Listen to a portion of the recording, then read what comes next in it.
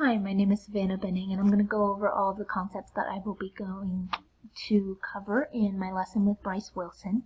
Now, Bryce is at Piaget's stage of concrete operational, which means he will be thinking outside the box and wanting to look into what-if situations. So, I'm going to have him do some descriptive research and look for a book, a special book, and he's going to have to ask questions of Hogwarts professors since it's somewhere in Hogwarts. So I do have him at concrete operational, which means he'll be asking those what-if situations and be asking a lot more, and I want to teach him about what questions will do and the outcome of certain questions. I actually have that as my understanding goal for him, and I also have his performance goal as asking and answering questions. So the concepts I'm gonna go over would be first off, I wanted to give him the power,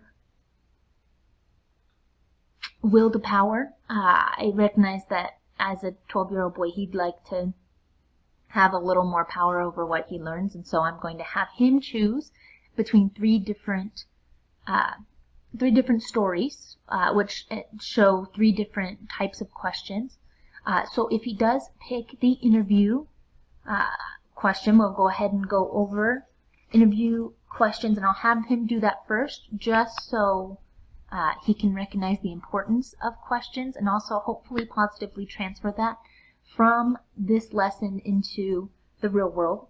I also have, I'm mostly going to be going over diagnostic questions, asking what if, why, asking the history, figuring out what exactly, asking again, and challenging the expert to see what exactly he needs to know about the book. Now, I'm going to go over also, if he chooses empathy questions, I will do that next after diagnostic questions, because that is really important, as he will be going into the teenage years, and asking empathetic questions will be something important that should myelinate in his brain as connecting to other people.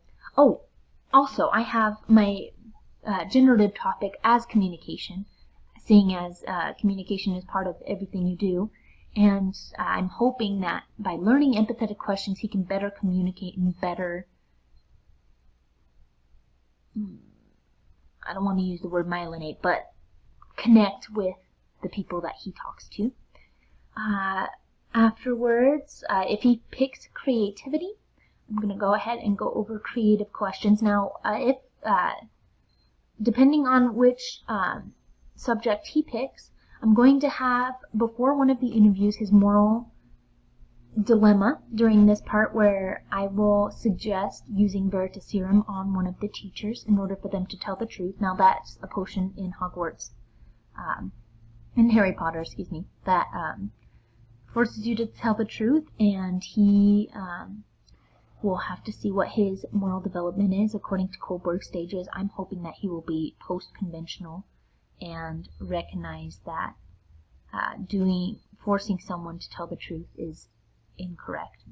I picked Hogwarts as my place of teaching just because I'm hoping it will higher his self-efficacy, seeing as he has a wide knowledge of Harry Potter, and that it will lower his state anxiety and make him feel a little more comfortable in that situation. Also, at the end, I'm going to go ahead and go over legacy questions. Now, in this part of the lesson is when he gets the book, and I want him to go over those legacy questions, which actually I have right here. So the legacy questions are: what are you proudest of? What are the most important life lessons you have learned? What is your unfinished business? And what is your story?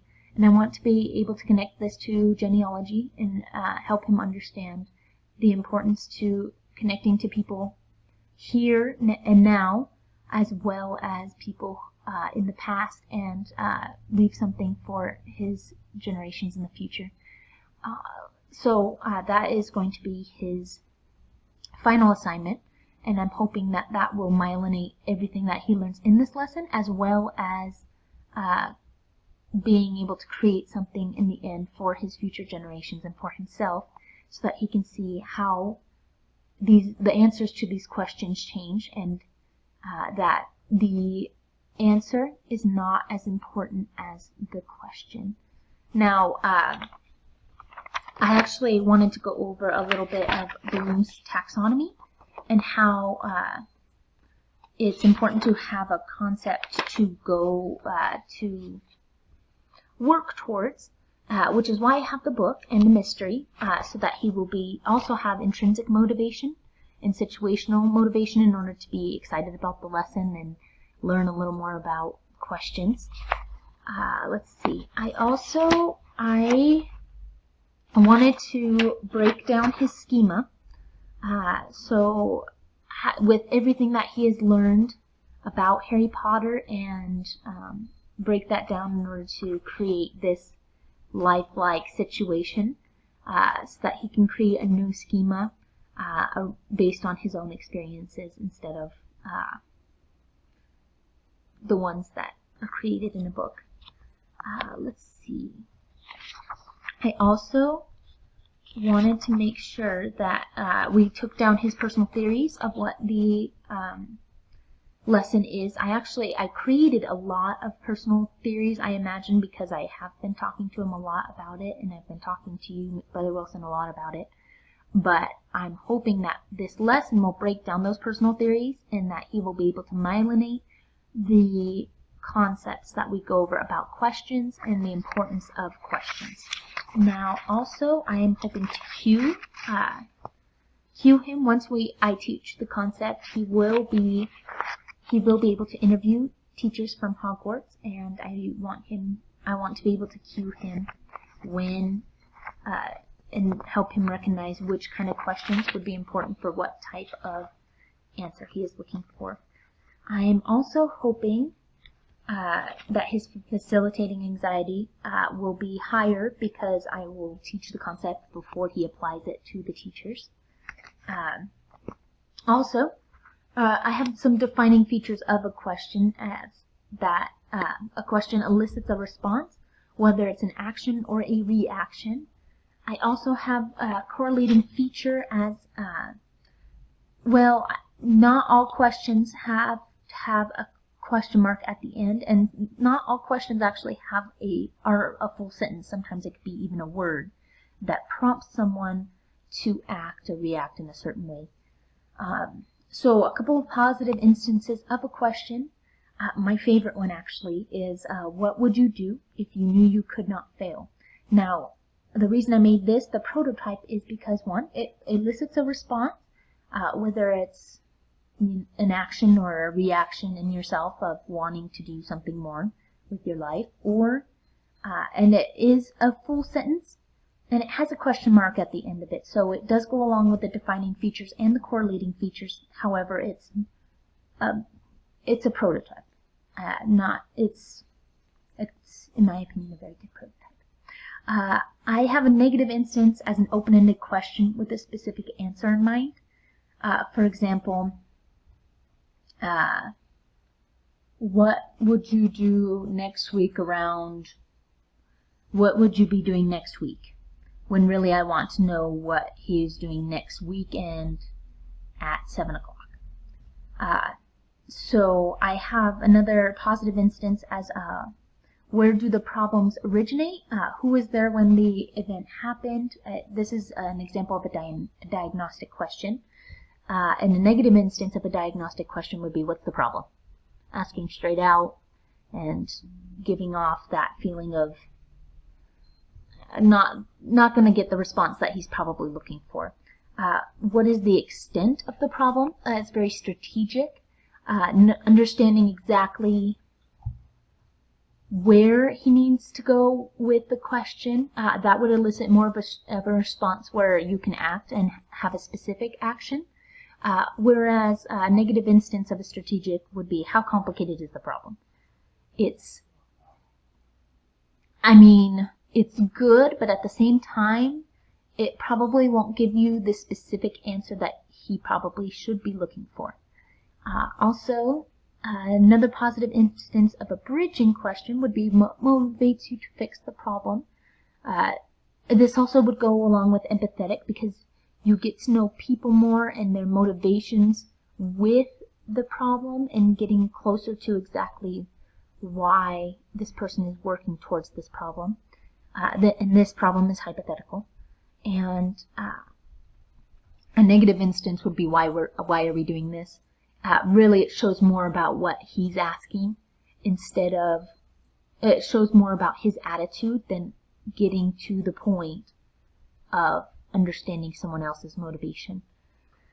So those are some negative and positive instances of a question. An example of an overgeneralization would be, any question can be used and you'll be great. However,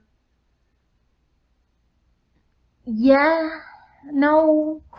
any question can get you the response that you would need in order to solve a problem or to come closer to someone.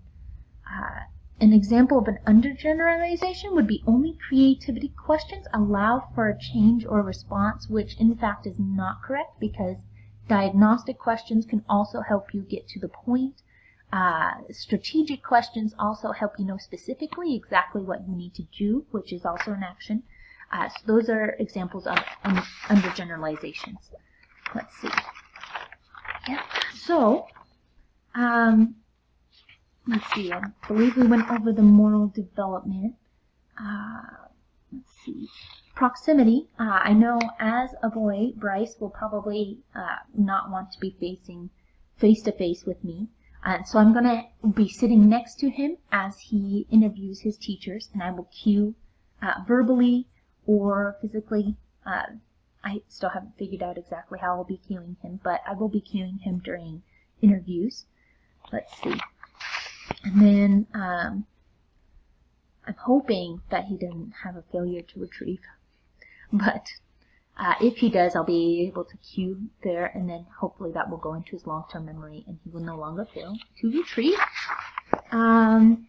Let's see.